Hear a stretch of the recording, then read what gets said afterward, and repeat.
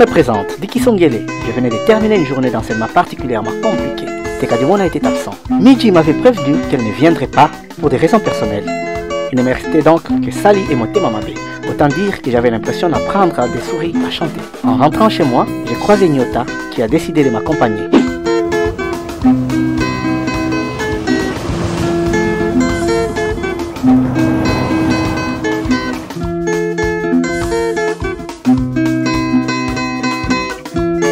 Tekadimona, pourquoi n'es-tu pas venu au cours aujourd'hui?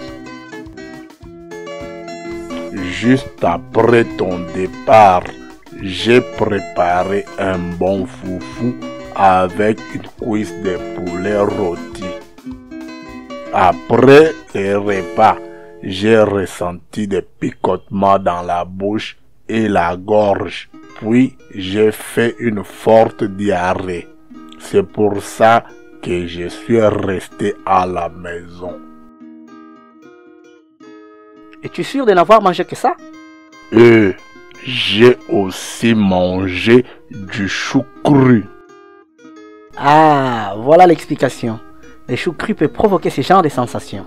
Parce qu'ils contiennent naturellement certaines substances qui, à forte dose ou dans certaines conditions, peuvent devenir problématiques.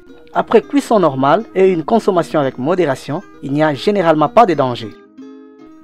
Quelles sont ces substances? Principalement, les glucosinolates, aussi présents dans les brocolis, les choux-fleurs et les choux de Bruxelles.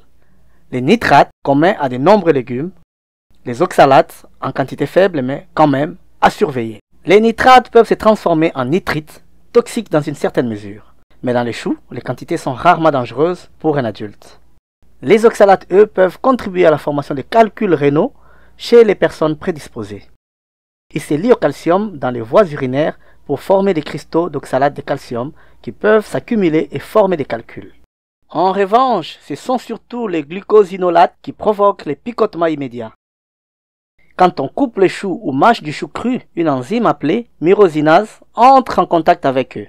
Cela déclenche en présence d'eau et d'un pH neutre ou légèrement acide, comme dans la bouche, une réaction produisant des isothiocyanates, dont l'allyle isothiocyanate irritant, des thiocyanates et des nitriles, ainsi que d'autres composés soufrés. Ce sont eux qui donnent la sensation piquante et légèrement brûlante.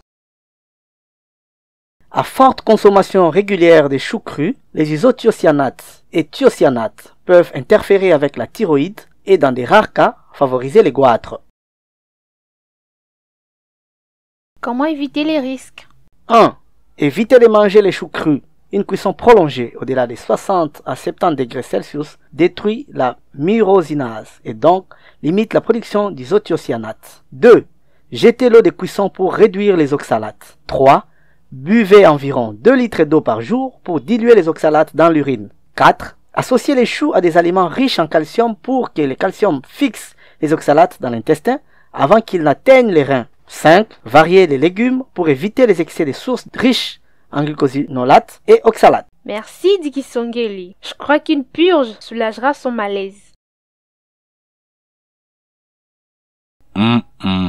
Jamais.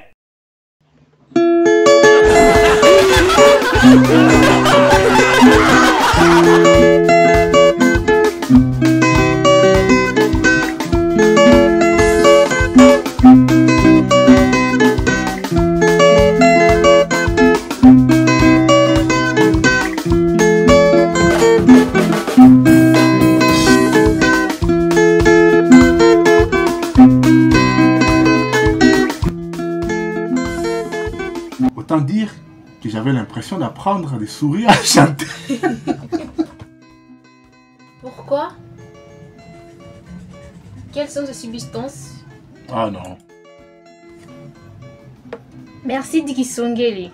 Je crois qu'une purge soulagera son malaise. C'est moyen, on va reprendre. C'est moyen.